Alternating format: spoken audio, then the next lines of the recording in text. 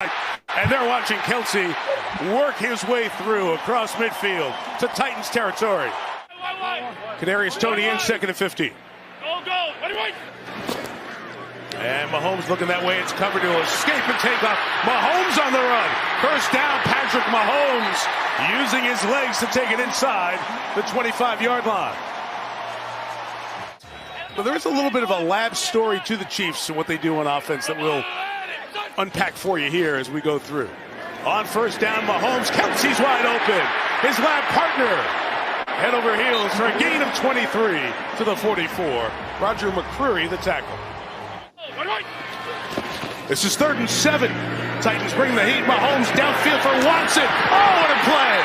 He brought it in right around the 20-yard line. Justin Watson has made a couple of big plays in this opening quarter. 33 on that one.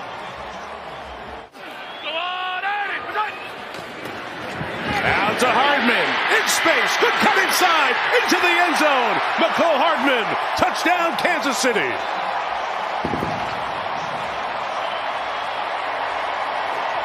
Benefited from Tyreek Hill not being here.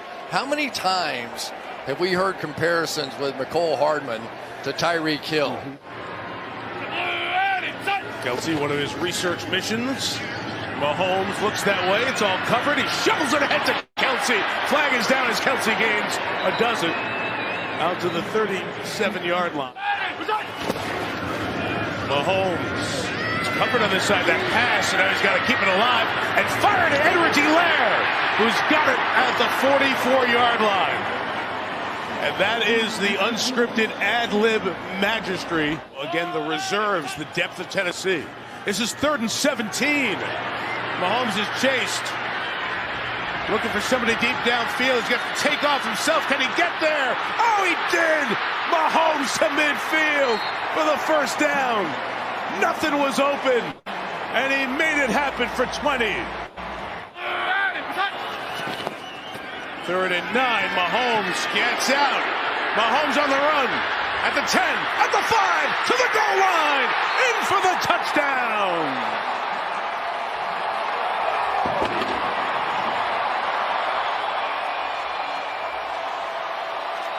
The man with the golden arm did it with his legs. And now a 2-point attempt to tie the game. Rashad Weaver is going to come here. They're going to do that same 3 rush here, flush him that way, but you cannot leave him gaps in there. Just let Wiley block it. You be the catcher over there. You be the backstop. You cannot give him that kind of a gap for him to run. Chiefs will go for 2. You get Kelce down there, anything can happen. And from the 1, Mahomes on the run. Will he run for it? He'll go to the pylon and tie the game at 17.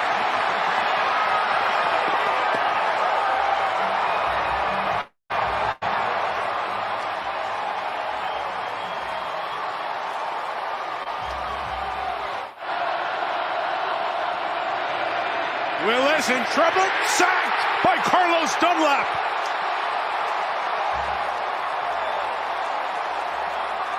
Fourth and inches from their own 45. And he'll give it inside. Edwards-Helaire fights for that extra half yard and gets a huge first down. Timeout Chiefs, 57. Watch some tricks coming out of this one. They'll throw it underneath. It'll begin with Hardman who gets to the 40. Hardman at the 30. Still going, looking for space to throw it back or to find a room to get tackled because it's a tie game and you can't take too many chances. Noah Gray's the tight end. It's Mahomes on the edge. Nobody open at the moment. He stops. He flips it downfield. Gray caught it. There is a flag down, but Gray comes back and makes a Kelce-like catch. Let's check the flag. Fake it to Henry. Willis got nothing. In a whole mess of trouble. Can he escape? No, he goes down. Back at the 14-yard line. Saunders got there.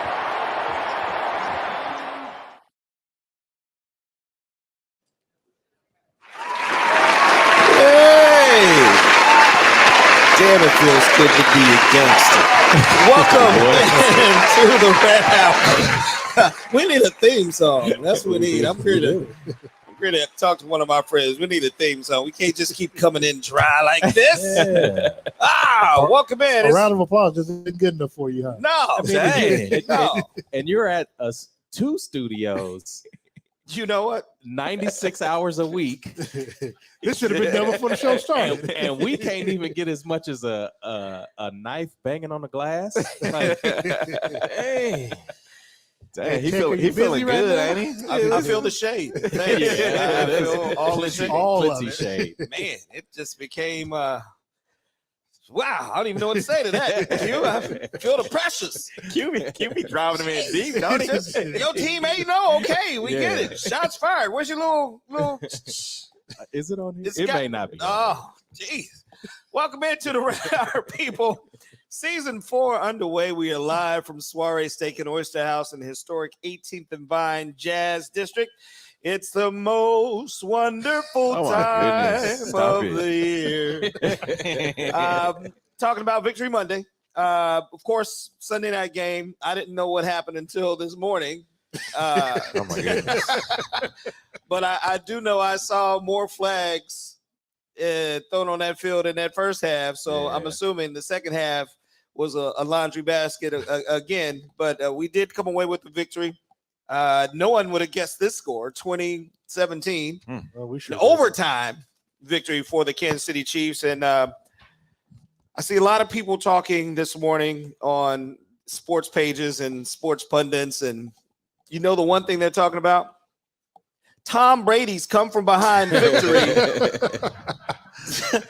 I'm like, seriously? Yeah. Tom Brady's come from behind victory that still has his team under 500 for the season. I mean, it's like when you go back to listen to that Stevie Wonder Intervisions album, it's like bringing you back to the good times. No, because Stevie Wonder was way above 500. You know, that was a 19-0 season in Intervisions, but he's still under 500, and that's all they were talking about. Oh my God, the GOAT! He's still doing it. He's coming back from you. What? And he said that was the game of the day. I'm like, what game were Exactly. you all watching? And then not even the B side. This was selection 8.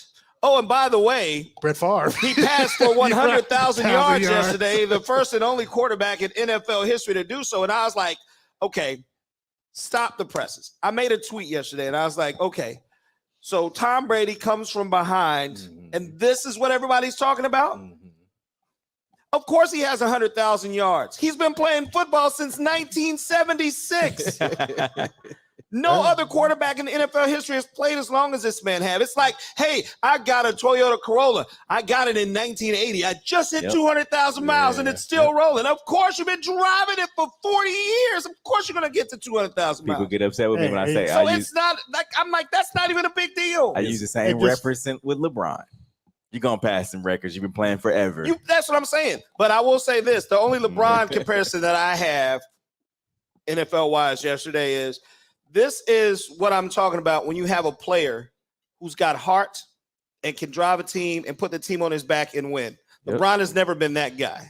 I'm just saying, LeBron is not the guy that you want to have the ball when the game is on the line to win a championship. I'm not going to let Q drive me down that rabbit hole right now because he are. Yeah. But he's not. He's not. And he never has been. Otherwise, he'd have 15 championships. I mean, because I've seen. Well, you know what? This isn't even an NFL show, so I'm sorry, all you Lebanon lovers out there. We're gonna pretend 2016 didn't happen, but okay. Oh, thank you, Kyrie. I thought you were going to give me some more years. 1 year after he's been playing 52 years and has failed his team so many times. Thank you, Kyrie. Thank you, D-Wade. You went from never to just one. And then when I name a second, it's just two. But you don't have a second. But I will tell you this. Okay. The Chiefs did win yesterday in overtime in dramatic fashion, and a quarterback who wheeled the team back to win this game from struggling all day. And he's like, you know what? Just give me the damn ball. He ran it in. Then he ran it in for 2. Then he threw him down the field to get 3 to win the game. Last night, Patrick Mahomes said, I am so damn tired. I want to go home and put up my feet.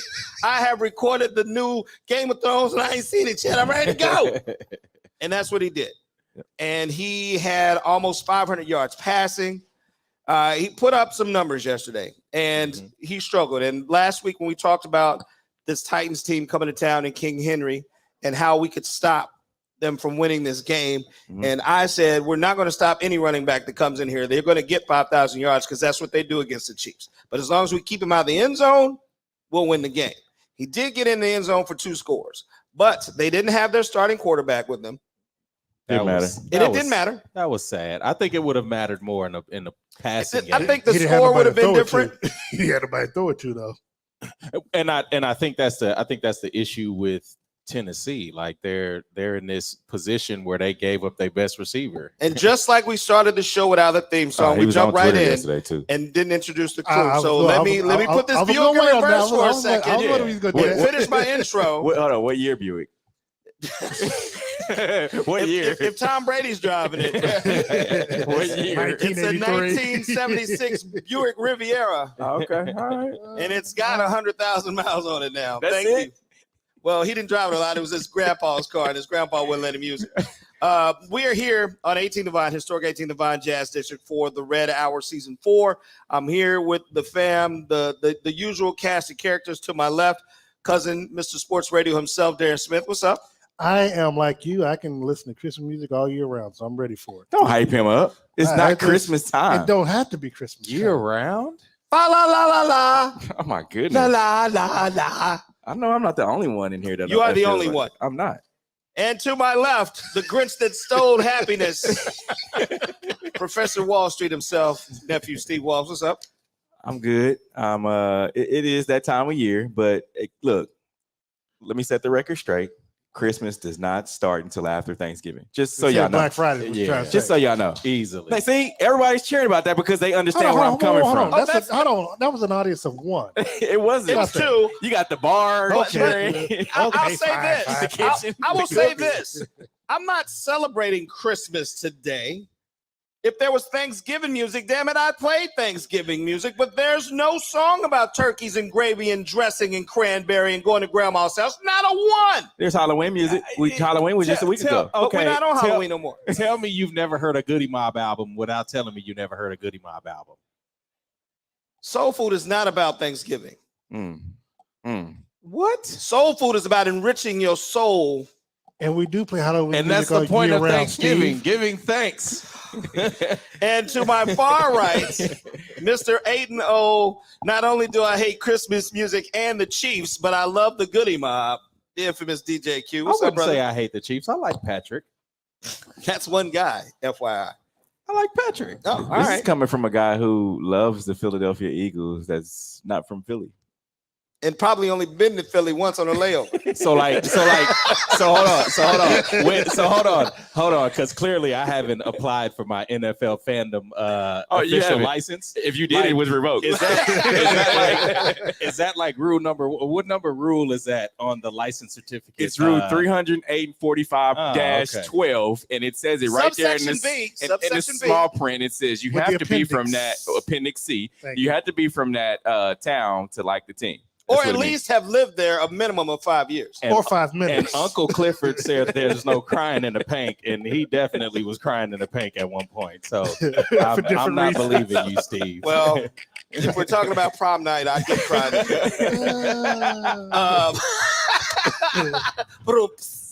All right, Yeah, folks, welcome you did into that one. the Red Hour. You It's did time that to talk a one, little yeah. Chiefs football. You welcome, bro. You Man, know, I do what I can. we came in hot tonight, didn't Man, we? you would think I had a radio or something. I'm on it. you think the Chiefs won I'm on yesterday? it.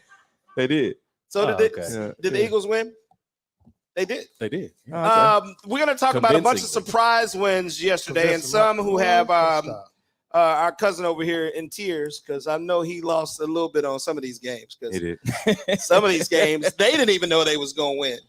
And we'll talk about all of that. And of course, as we're doing live from Soiree Steak and Oyster House, don't forget, if you have not been down here to eat, you owe it to yourself at some point in your life to come down here and have this amazing food. Everything on the menu is absolutely incredible. I've never had anything that missed. ever. I could co-sign that. And if they had Lamb, you would definitely be doing laps in the parking lot. Oh yeah. Yeah.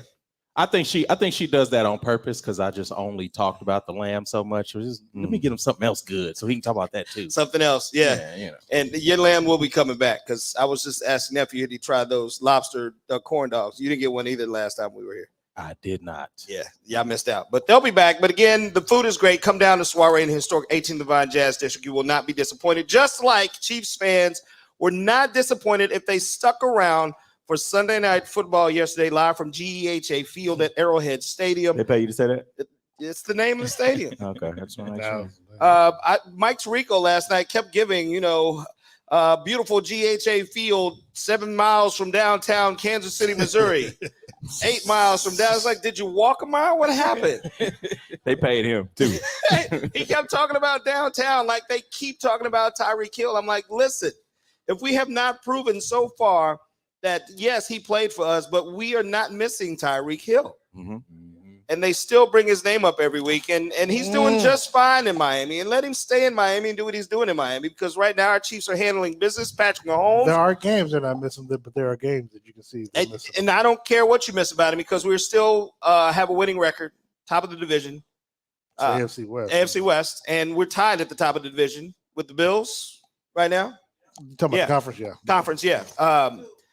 Patrick Mahomes yesterday, 43 for 68, 446 yards, a touchdown, 1 interception. He actually ran 6 times for 63 yards and a touchdown. Rushing yesterday was total shutdown yesterday for the Chiefs as Clyde Edwards-Helaire was 4 carries for 5 yards. Pacheco, 5 carries for 5 yards. We see that we can win without a running game, but we have to have some sort of running game. And they give up a lot real fast. Why is it, do you think, that Andy Reid, who is now, 24-3? 3, yep. I thought it was 21, but yeah. 3 losses. 3? Yeah. After a bye week, and he's still rolling, but why are we giving up on the run so fast when we have such amazing talent in the running back position? That's a good question. I know for whatever reason, we talked a little bit about it yesterday, Tennessee seems to have the Chiefs number, and I don't know if it's a schematic with Mike Vrabel and that defense, but they seem to have Kansas City's number, whether it's with Alex Smith or with Patrick Mahomes. Because this is the team that has beat Patrick more than any team in the league, right? That is correct. Yeah. And so, I don't know. I think it's maybe because of their physical style where they get after Kansas City, and it's like one of those things where, they get a couple of hits and they just abandon the run. But I think it was more so a simple thing that they just wanted to make Patrick beat him. I think they played him in the zone, so they weren't going to give up anything deep, and they wanted Patrick to just beat him with his arm versus the legs, and they got a dose of both. And we struggled with that yesterday. We saw quite a few missed passes yesterday. Your guy, Travis Kelce, even frustrated himself at one point and threw his helmet to the sideline. I think when you look at how the game flows, and Travis talks about it all the time. It's just like it's football, right? It's gonna be physical, but sometimes, and I hate going back to LeBron references, but like I've heard LeBron say, "Hey, sometimes when he goes out to the stadium and he looks around, he's like, I gotta find that one fan that's gonna get me my juices going," and that seems like to me same with Travis. He finds that one player that's like, all right, you gonna talk crazy? All right, it's getting me going. So but I feel like I think we saw that in the opening opening drive. I think where where it seemed like immediately that first. But it started early. No matter if it's in the third quarter or whenever. But did he get his juices going, or did it make his hands juicy where he couldn't hold on to the damn ball? I think it took him out of the game. I don't think it did. I don't think it did at all. Because you saw once that happened, there was a change in the switch flips. And he did get over 100 yards yesterday, 10 carries for 106 yards. But you're talking about somebody who probably should have had way more yards than that yesterday. Juju Smith-Schuster got involved in the game, 10 carries, 88 yards. McCole Hardman, 6 catches for 79 yards and a touchdown. On the opposite side of the ball, you have a backup quarterback who only threw for 80 yards yesterday. Yeah. But he almost did better rushing, 8 carries for 40 yards. Derrick Henry, 17 carries for 115 yards, which surprises me. I thought he was going to have way more yards than that. You know, the most interesting about how the game was, when you stop and look at it, we look at the census, I was like, he only had 5 completions. It's like it felt like Tennessee had the ball much longer than what they really did. And then when the Chiefs had the ball, they had the ball for a long period of time, but because they could never capitalize towards the very end, it made the gameplay feel kind of low and kind of long. And that's to me, the biggest concern that I had yesterday, and people got upset about it, was when I talked about the points that Kansas City kept leaving on the field, and that was with Harrison Butker. And that was going to be my next question. Yeah, when you can't guarantee 1 point, let alone 3, and you're supposed, everybody talking about he's the second most accurate kicker in NFL history. Well, he's missing points. And I was going to say he's got one of the strongest legs in the NFL. You're talking about a kicker who's kicked 60 plus yards. Yeah. Made it. Did 2 weeks ago. And can't make an extra point. Are we attributing any of this to health? And I was going to say, is his foot still bother him? But I can't say that if you miss an extra point, but then you go out and kick a 49 yards. But see, here's the flip side, and this is what I tell people: you can't do excuses like that, because for the paying customer, if they see your name on the jersey and you out there on the field, they expect you to be. You're not questionable. You're active. But they also cut 2 kickers, didn't they? But they also obviously that's the best. But they also brought kickers in too. So what I'm saying is, if he's not healthy, he shouldn't be kicking. Look, if you got to let here's always my question: points. Are you better with him or without him? Exactly. If at 80% he's better, because remember when Tyreek had a bum ankle and he still went out there and was playing at 75-80% and was still catching. He wasn't exactly running away Patrick with it. Also win games without Tyreek? No, yes. But my thing is, if we have to let Justin kick the extra point and let Harrison kick the field goal, I don't think they're too confident in that. And even in them going forward on 4th down, I think it was 4th quarter, like right before overtime, it was in overtime. They did that, they could have went for the kick, and they didn't even go for it on 4th down. I don't think they had any confidence in it. No, I think when you talk about when they did in overtime, I think it was because of the amount of time that was left on the clock. I think you go for it. The second time they did it, when they were within I think 10 yards, and they had to kick it. That's because it was about 3 minutes left in the game. So at least if your defense holds, they don't have a lot of time to go down the field. I forget which one it was, but it was like overtime. A 4th and short. And he talked about that. And he talked about that earlier today. And the question was, did you not have confidence in Harrison? He's like, no, it wasn't about that. It was about one. Expect him to It was that is a terrible question. I mean, but the answer was, but the answer was, and it made sense. It's like, we wanted to score. I mean, there's no reason. There's still 3 minutes left in the game. Why wouldn't we want to go and score the ball? But see, here's the flip side. He makes the extra point and he kicks the field goal earlier. You're going for, you don't have to worry about trying to go into overtime. And we went at overtime. And that's what I'm saying. But then you put your defense in a terrible position too, man. Like it just, it wouldn't make sense. That's what they get paid to do. Nah, to defend. Harrison Butker gets look. Somebody trying to make a point. Well, he kicks 90%. He makes 90%. Okay. Well, last night he chose not to, to miss 10% of his kicks. And so, again, there's 4 points on the board. If this was a playoff, because we know about Lynn Elliott missing field goals, and what happened when he went to the locker room, saying the defense was ready to game tackle him. I mean, so you don't want to be in that situation in the playoff time where you're missing points that you should be making. And Patrick playing Superman doesn't always win Super Bowls either. And there's only one response to that: Finkel and Einhorn, Finkel and Einhorn, Finkel and Einhorn. So here's my thing. You have this kicker who's got one of the strongest legs in the NFL, and he goes out before the game starts, and he's kicking these beautiful 60, 65-yard field goals. And you're like, oh, we're in good hands. And then when it comes down to a freaking extra point, you can't make the freaking extra point. Of course, that's going to have fans upset because you have one job, and we just saw you kick from the parking lot. We've seen worse. And we've had worse. Exactly. But we did win the game, and we can't go backwards now. We can only move forward and look to this Jacksonville game that's coming up. So with that said, we'll talk about some of these other games in the league. We have some amazing guests that will be joining us a little bit later on this afternoon.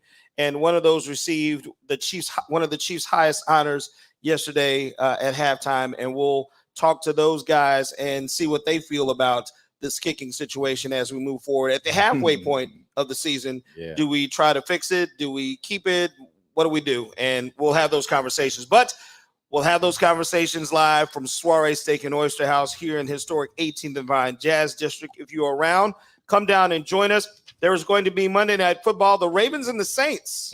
That's going to be a good game. It should be a good game. And now I can't even say when a game's going to be bad or not, because we had some games yesterday that surprised the hell out of everybody. And we'll talk about those games when we come back. And lost some people some money, too. Lost some money. His pockets wasn't checking Langan when he came in. So we'll talk about all of that in just a few. We're going to take a break. Our first break of the evening. It is season number 4 of the Red Hour. We'll be back in moments.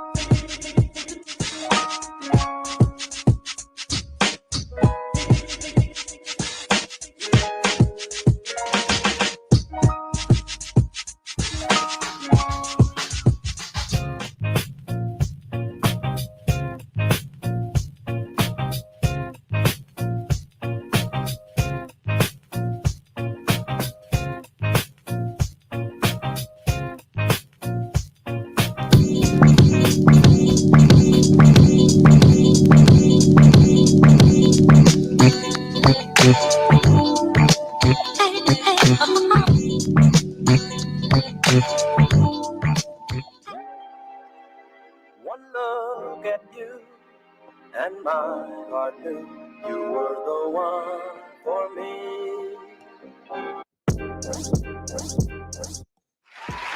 That was my jam. Hey, you can let that ride. Right? Welcome back to Soiree Steak and Oyster House, season 4 of the Red Hour. The crew's back in the building talking about Chiefs football and the overnight win last night. After all the flags, after all the nonsense, we still walked away with the victory. And a lot of teams walked away with the victory yesterday, surprising the rest of the NFL world. Which game did you lose the most money on? Was it the Dolphins-Bears game? Was it we know you didn't bet on the Raiders because the Raiders did exactly what Raiders do. They lost the game. Was it the Lions over the Packers? Nope. Or was it the Jets over the Bills? Jets over the Bills. Jets over the Bills. So the Dolphins won over the Bears. Told you the Lions beat Green Bay in spectacular fashion. And just to watch Aaron Rodgers' frustration, it's entertaining to me from week to week because it's like I did all I could and you did nothing. You keep played dropping like the crap. ball, but they don't say nothing when he's throwing 3 interceptions. Right, that part. But we will send a shout out to the Eagles who beat up on the Texans. Oh, surprise! But they're 8-0 for the first time in franchise history. Mm-hmm. So Jalen Hurts is proving he deserves to be in the MVP conversation this season.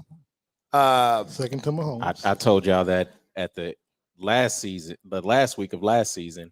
Also, You told us that when Jalen Hurts was in junior high school. You're a prognosticator. You're high on your Eagles, and good for you. But Jets over the Bills. That was a fun game to watch. No, it wasn't. It was for me. I didn't have any money. right? Speak for yourself. But when we talk about how sometimes we have those games where Patrick Mahomes looks like a regular human being and not the super quarterback that we know him to be. Yesterday, we saw that in the Buffalo Bills, that they are a team just like on any given Sunday that can be beat just like anybody else.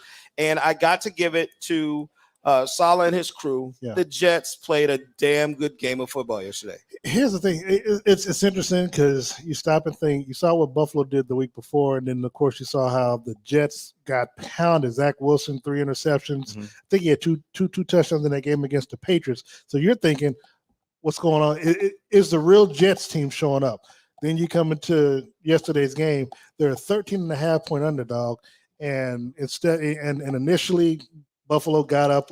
Josh Allen had two scores, but they made adjustments in the second half. I think they went out. I think they were up 17-0 at the half, and they didn't score again in the rest of the ball game. So for the adjustments that they were made, says a lot about their team. Says a lot about Saleh, the head coach, and out of all the teams that we've seen thus far, if the playoffs were to begin today, that would be the one team that I worry about. And it's not because of offense. Jets? No, it's not because of offense. You got to remember, Saleh had that defense in place in the Super Bowl with the 49ers. Now, granted, Kansas City obviously in the win that game, but they're probably a year or two ahead of schedule, and to do that in year number 2, and he's got them believing, man. You got to remember, man. I mean, a team that was as bad as they were last year, and they got that big Sauce Miller kid, the cornerback.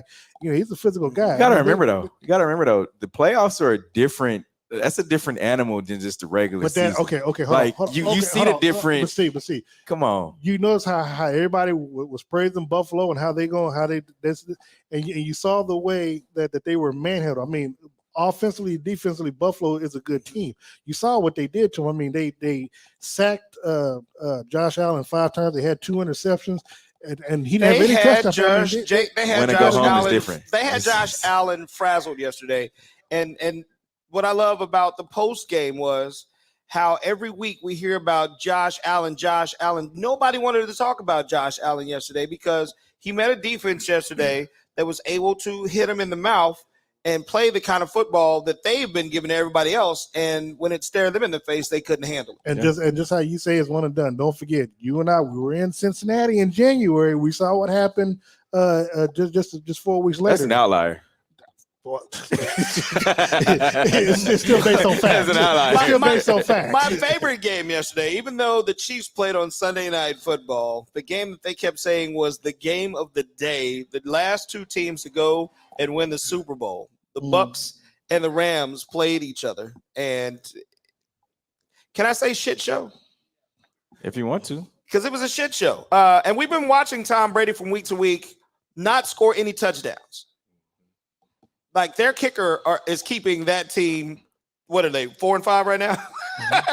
And yesterday, the same thing. And it just so happens they found a weakness that they could exploit in the last 45 seconds of this game. Yes, we call that Sean McVay.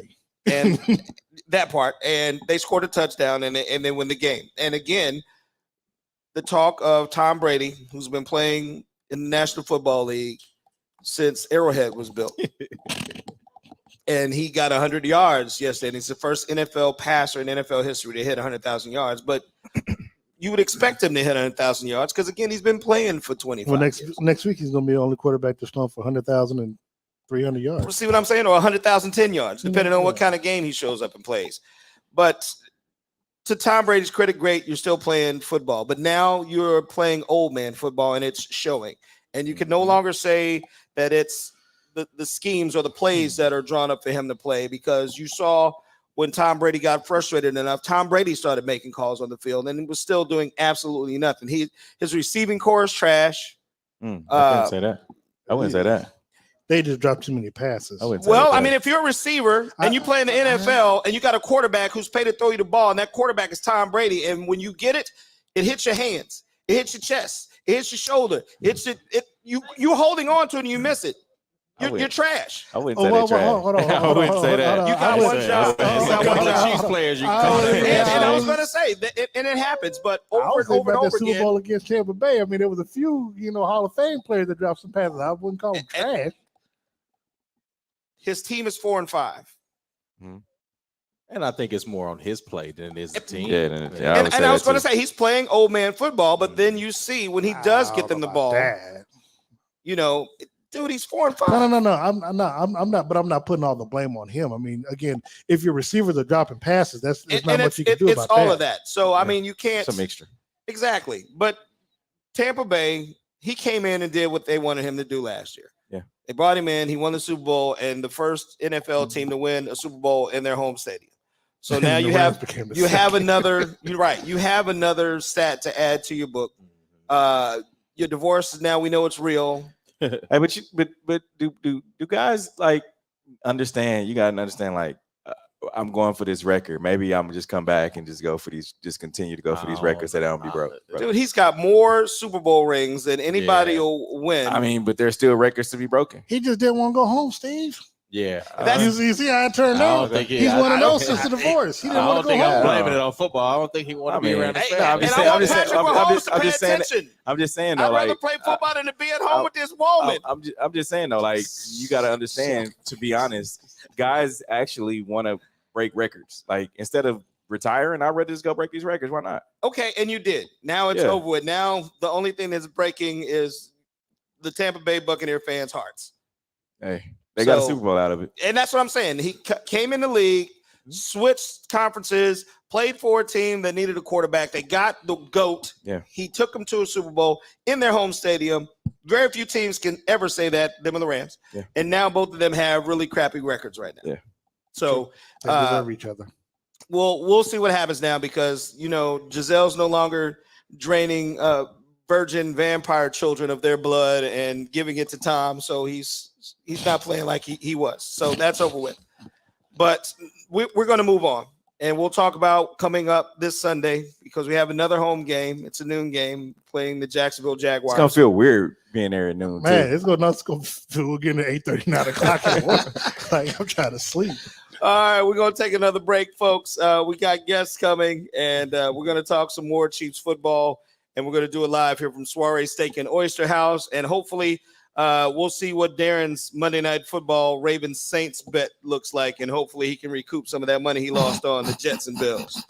Because I know you put some big money down because you just knew. It was a part of a parlay, man. That was the only game that blew the parlay. So, yeah. Sucks for you. Yeah, sucks for a lot of people. I ain't the only one.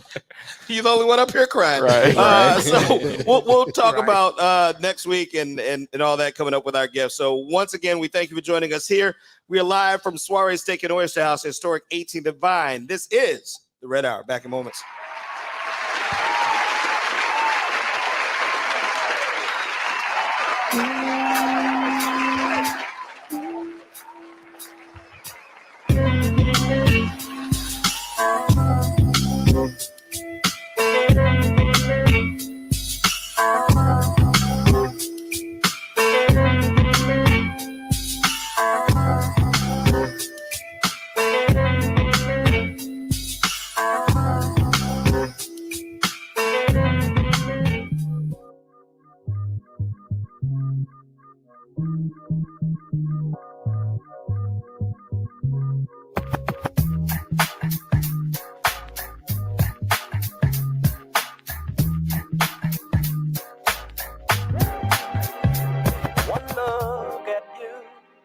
And my heart knew you were the one for me.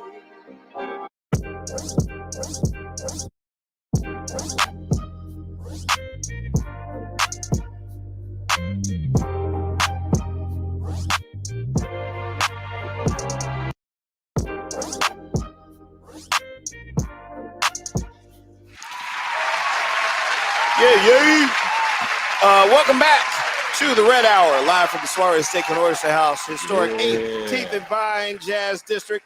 Once again, we appreciate all of you who are tuning in, watching the show or listening to the show, whatever you're doing right now. Without you, we'd be nothing.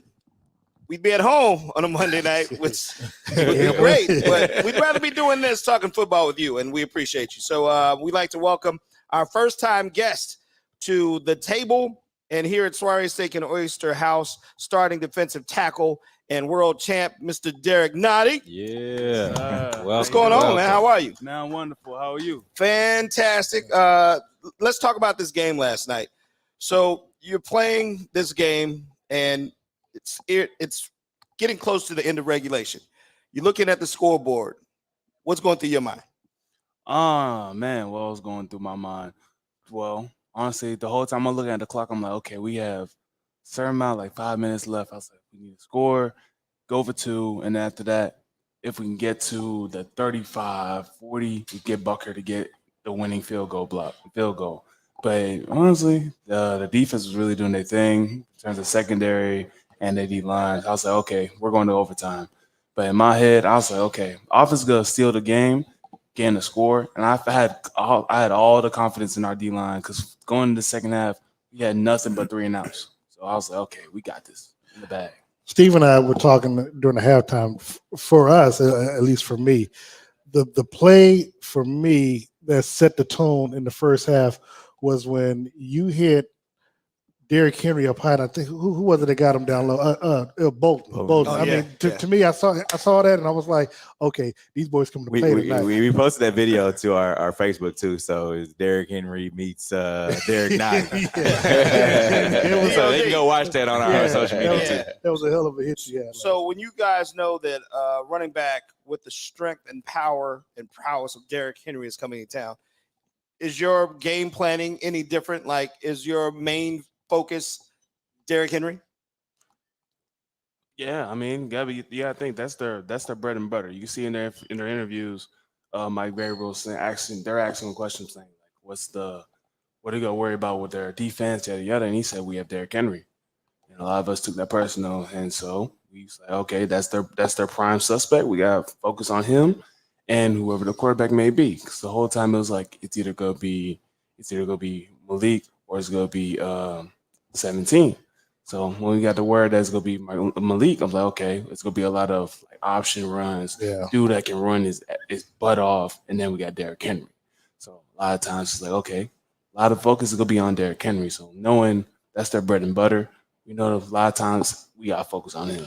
Knowing the game plan, I know Steve and I we covered throughout the week, but what's the conversation that Spag is having you all going into like last week's game, and then let's say looking at the Jags this week? What's the conversation like in that defensive room with Steve Spagnuolo? What's he saying are like the certain keys of what we need to make sure that we get them on this and that they don't beat us on that?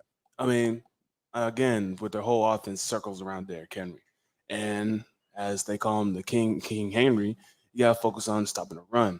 And as a big dude as him, you gotta tackle him low, below the waist. No running back likes to get tackled by the knees. So you gotta kill the engine. That's the main thing. Kill the engine. Shut it down. So at the half, there had to be a conversation on the way the game was going, because we weren't doing what we do offensively. Well, here, let me start here. Someone at the table doesn't like when we get the coin toss and we automatically defer. Thank you. I'm glad you brought that up. And you guys are first to bat usually when we win that coin toss and we defer. What was it like yesterday when they won the coin toss and they deferred and you had to watch and prepare? Would you rather have to play first and then come back in the half and get the ball offensively, or do you have a preference? Personally, I'd rather offense get the ball back in the second half. Yeah, because that's how it's always been since I've been here. We always get that's what the man usually. What else he gonna say? Get the coin flip and we'll defer, because it's the best way. Because we got Patrick Mahomes. Absolutely, let him get the ball back in the second half. The offense go crazy because he has absolute confidence in our defense to stop them from getting any points, whether if it's just 3 points. That's the most that we want to give them, 3 points. That way, we have momentum. Offense goes, do their thing with all his weapons, get 6 points. Boom. Then we get back on the field. Boom. 3 and out. And it's just rolling. That's really in my head. That's what we trying to do. Let me ask you this. And I don't. It's not that I disagree. I have a different philosophy on it. When you have essentially the best player in the league, and some people say you put your strength out there. We saw what happened in Nashville last year when the Chiefs decided to defer, and what happened? Tennessee came out, boom. Derrick Henry, I think he threw a touchdown pass the first drive, and it was like momentum killer, because then I think they went for 2. If they didn't, they ended up doing three touchdowns in the field goal. But the Chiefs got behind and never could they lost the game 27-3. So my thing is that when you have the best player, for me, I think that you impose your strength and get them out of their game, because again, when they took the lead, most of the time the defense hasn't been as great as you all have been playing lately. And so with that, you're playing from behind more. So where you come out, you come out, you score and you get out on top. Now you're up 7-0. You make them have to come from behind. If you can stop them, now you get a chance to come right back, be up 14-0, and you're off and running. True, but it's still the Tennessee Titans. Even at the I just mean that for any particular team, but okay, just brought to the man. But I mean, still it goes with just how this team operates in terms of tradition. Whenever they win the coin toss, they're always going to defer. Always. You heard that. Always. All right. All right. So let's talk about getting to know Derrick Nnadi a little bit better, because we know that a lot of these Chiefs players come to town and they're huge about being a part of the community.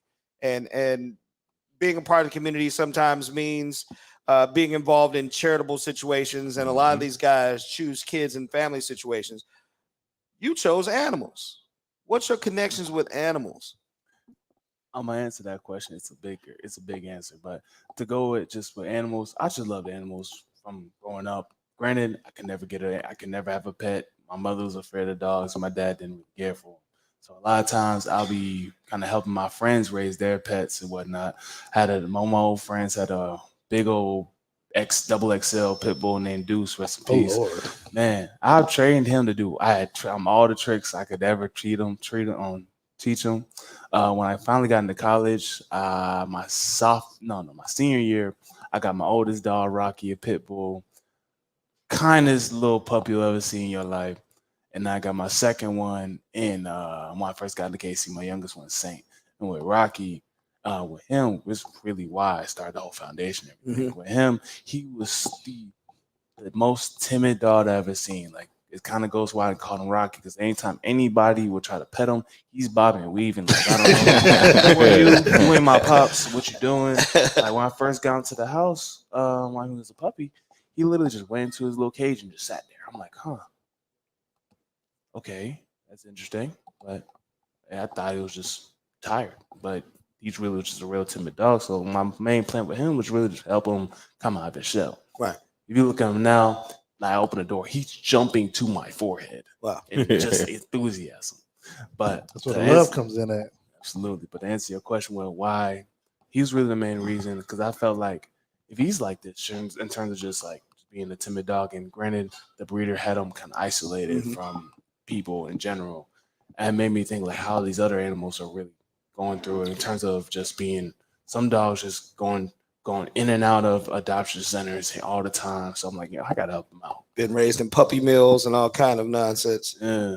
So I was like, I gotta help them out, because there's no who else is gonna help them out. So that's why I linked up with a KC Pet Project. So every time we win, another Nnadi dog gets freed, go to a loving family. So that's what your foundation does. It takes dogs out of the shelters and pairs them with the family. Absolutely. But it's not even just that with my foundation. It's just like when I first started, I didn't know what to really pick, like one certain thing. No, because I always felt like I want to help everything I possibly can. So I chose to kind of put it under an umbrella in terms of like, one year I was helping out with dogs, another year I'm doing homeless shelters, another day I'm doing a Boys and Girls Club. I always try to just have a smorgasbord of options I can choose from to help out. So it's really like, it's almost like the flip of a coin. It's like, you know what? I want to help them out. Let me help them out. And a lot of times people ask me like, why do you want to do this? I'm like, honestly, I just want to help, because at the end of the day, I see my community as my family. You always want to help out your family, no matter what. So you like a junior Red Cross. I'm wherever you need me. Well, what does that come in? Does it come from your upbringing? Does it come from where? I mean, where does that sense of love, hope, and responsibility come from? I mean, because you don't have to do it, but being in the position that you are in, you're able to do so. Yeah, I mean, I feel you. That's a good question. Growing up, one of the things my father always told me, it kind of goes with our name of Nnadi, and he always goes like, as Nnadis, we don't receive, we give. And growing up, interacting with a lot of my coaches I've been part of, they always had an emphasis on helping out in the community. Whether I was in high school, when I was on Florida State, there was always a big emphasis on helping out in the community. So it was always stuck in my brain to try to help out whenever I can. And dope sweatshirt, by the way, it says Nnadi by nature. His last name. You can get on the website, thederricknnadi.com. We got all the types of crew necks. You got hoodies, you got shirts, you got dog accessories if you're really into that. Get your pup something nice, All goes towards the foundation. So any money you put in is going back into the community. TheDerrickNnnadi.com. Yes, sir. You had Ellen DeGeneres reach out to you, man. What was that about? Man, that was going to be so dope. That was going to be a point. There was going to be a point I could have potentially been on the show. And I was about to lose my mind. Really? Oh, my God. You got the dance, too. You know that, right? You said what? You got the dance, too. Yeah. That would be crazy, man. Oh man, it actually came up right after we won the Super Bowl when I had the whole big generous Making the donation. Snow Angels. Yeah. No, the Snow Asian that was still in the, I think that was still like early in playoffs. Okay.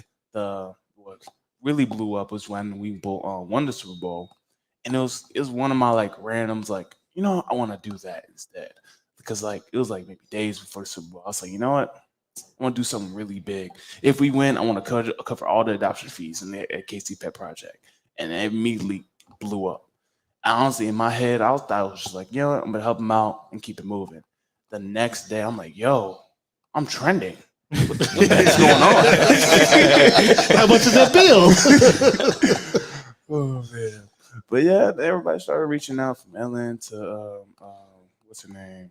Rich Ray, all these other guys, other country people. I was like, man, this is amazing.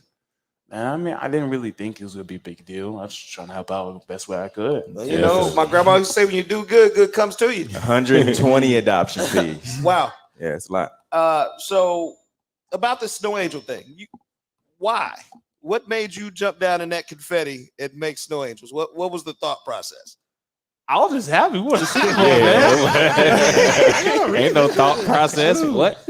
I mean, it made me think back to when, granted, back in Virginia, we get snow like every other year. I was going to say, you didn't grow up around a lot of snow. Right. I love, like, when I was younger, the snow days would be ridiculous. Snow would be about to where my knee is. Snowball fights be going crazy. So, my first year when I came to KC, it was randomly I woke up and it's snowing outside. Like, I'm like, oh my God. I went out my window. I was like, it's snowing. I'm running outside. Granted, I just have my underwear. I'm just running out. Boom, jump in. Boom, Snow Angel. I'm like, wait a minute. It's cold. Oh my God. It's cold. Yo, hold up. Check in. I just love the snow, man. So when it came to that situation, I'm like, you know what? Why not? When in Rome, go ahead, give me a confetti angel. Right. Enjoy the festivities. We just won it. Might as well. So look, I gotta ask you this because first time guest on here. Since you've been in Kansas City, I know you want to kind of grab some of that KC culture. Where you go to eat your barbecue at, man? Oh, that's a good question. So, all right. I don't go to Jack Stack. I'm not really good answer. Good answer. Okay. Let's keep it going. We just became besties. Yeah, see, we were friends. We didn't even realize it. So I'll go to KC Joe's. KC Joe's is cool. Q39 is good. They have good burn-ins. Okay. Jack's. No, not Jack Stack. Not Jack Stack. What's that other place called? Start with a G. Let's start with a G. No, I said KC Joe's. They fire. Q39s. They're fire. I think it's really the ones I really tried. Arthur Bryant. I know people talked about Arthur Bryant, but I haven't been there. There's a spot called Gates. Gates. I love Gates. Their baked beans are fire. Yeah.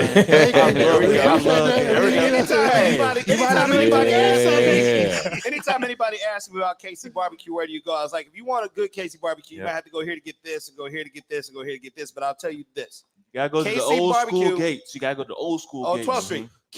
Gates barbecue is made with love. Absolutely. You can taste it and everything. Yeah. So you heard it from Derrick Nnadi. Hey, you can come back now. Yeah. Open invitation. You had me nervous. It starts with a G, and I was waiting for it. But like, if he said the wrong answer, he might have been playing something. You gotta get this man out. He gotta get him out of here. He had me say Jack Stack. Right. All right, so you guys got Jacksonville coming to town. Is this one of those teams that, because we saw what happened with the Colts, and when we talked about that game, we was like, this is going to be a trap game. And it's just one of those games where we would expect the Chiefs to just mow over the Indianapolis Colts. We know that didn't happen.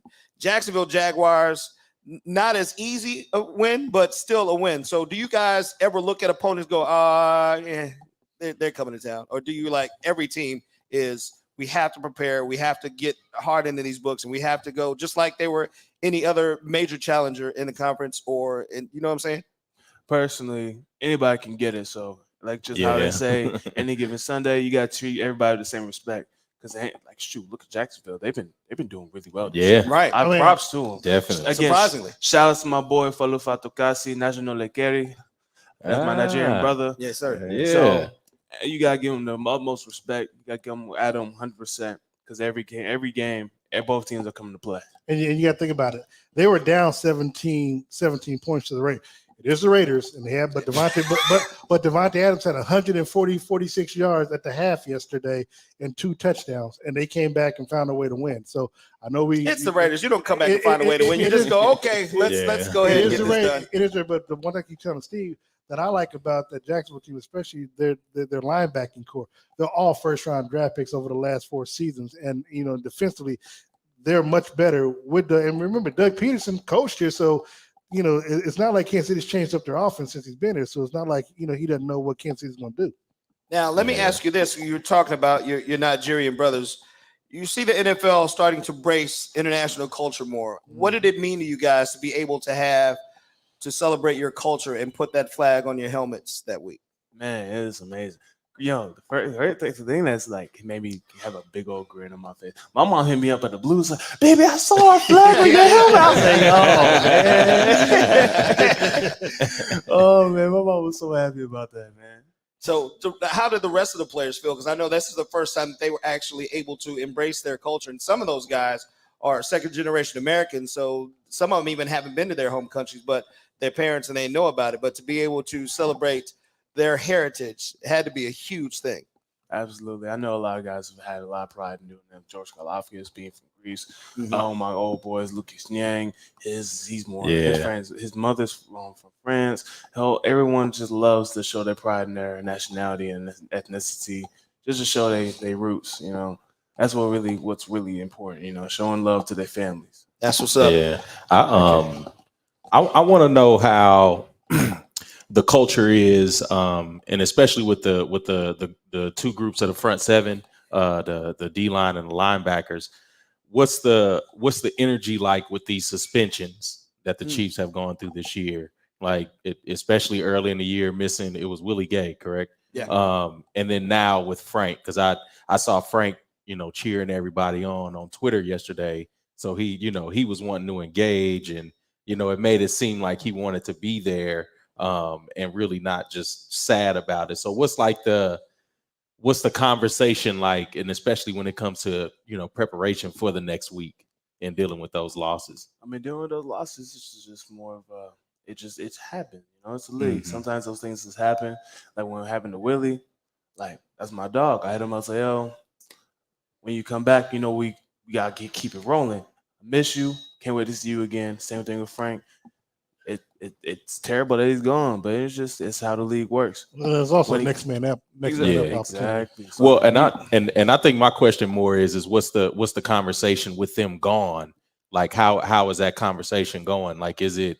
I'm sure you're not harping on oh, we missing them. We wish we could have them for this, but like, is there a certain like level of encouragement that you have to give out, or is it just up like that next man up, getting him prepared to jump in those shoes?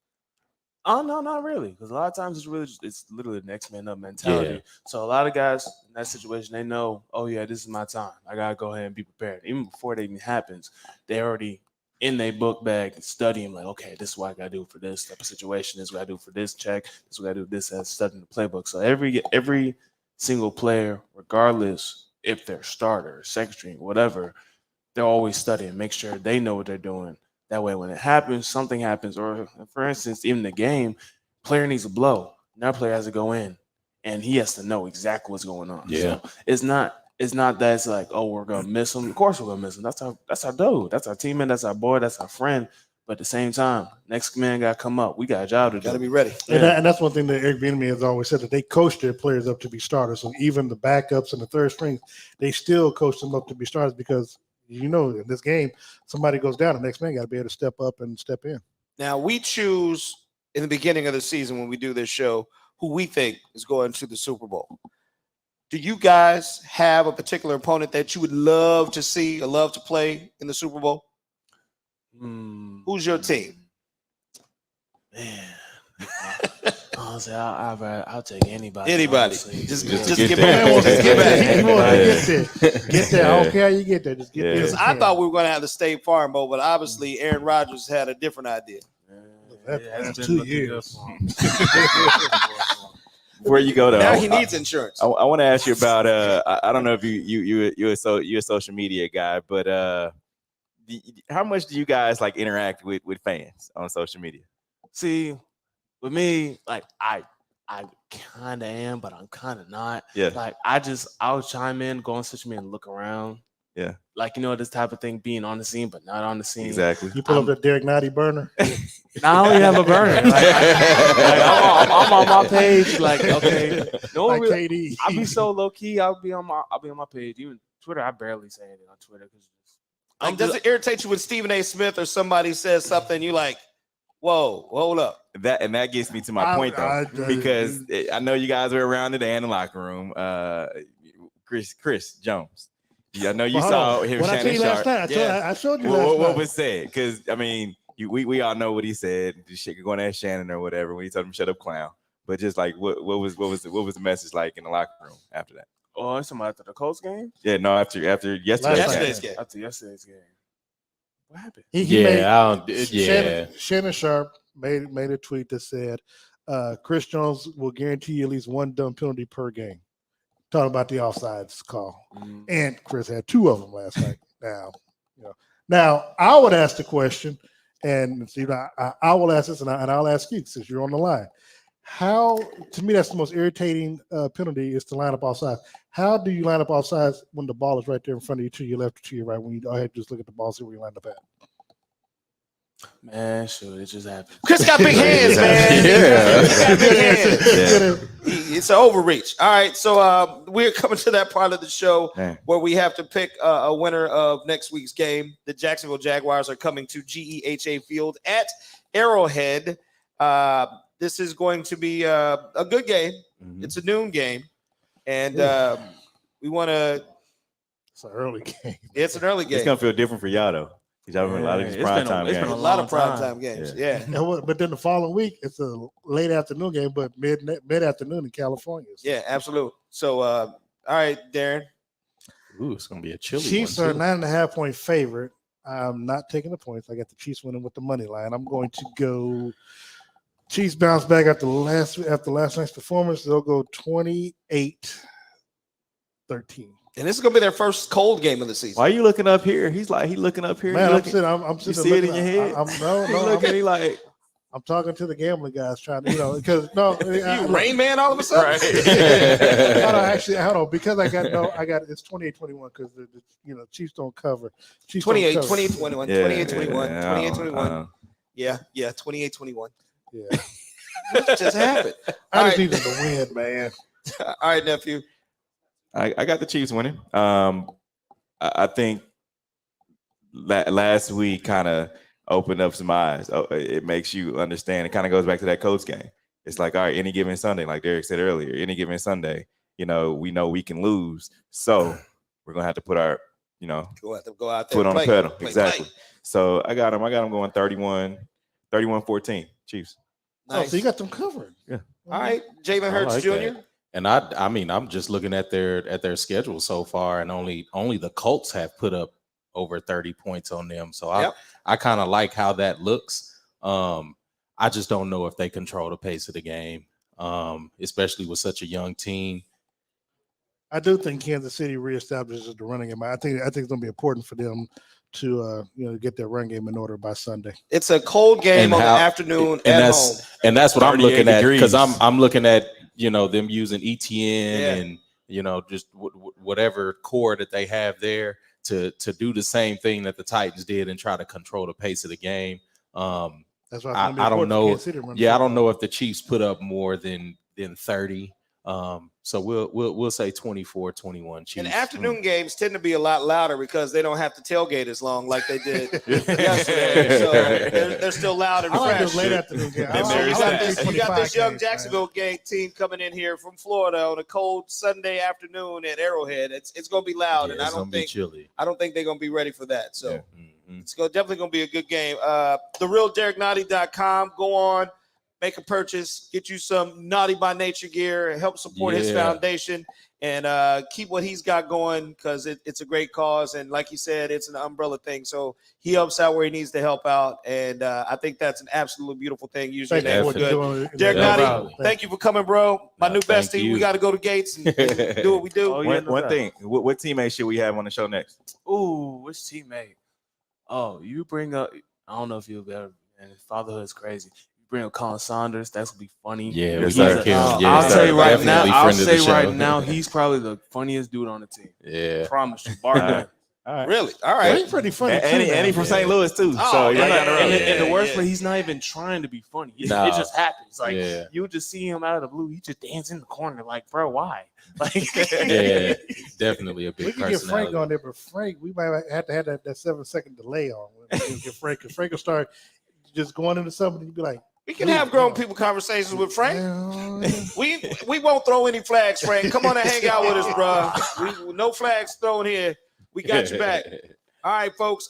Once again, we are live from Soiree Steak and Oyster House. Stick around Monday Night Football. We've got the Ravens taking on the Saints, and we've got some amazing food here at Soiree Steak and Oyster House. Have you eaten here yet? no, You going to eat tonight? not here. I already have reservations somewhere else. My girl's birthday, you know.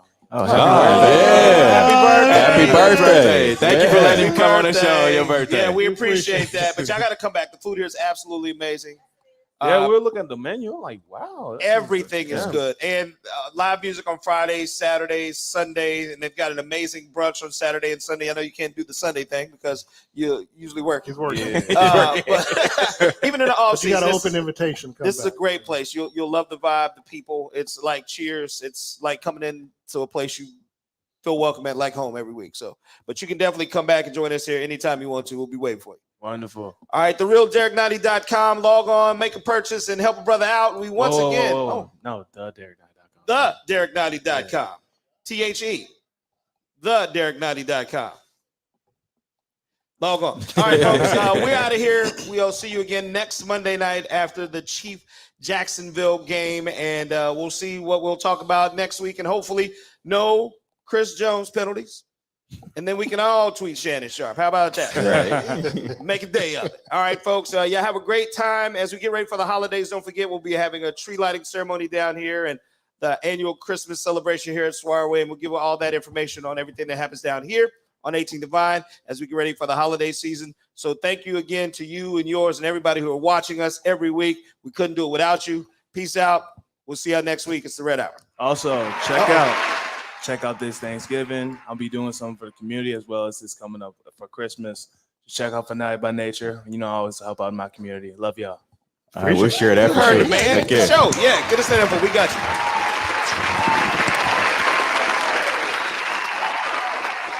The views and opinions expressed in the W Radio Show by the host, co-host, guests, and call-in listeners are solely the opinions and responsibility of the original source who expressed them. They do not represent the opinions of the W Show, 100.1 FM, One Kansas City Radio, Sideline Sports Talk, Team Wall Street Foundation, or affiliates.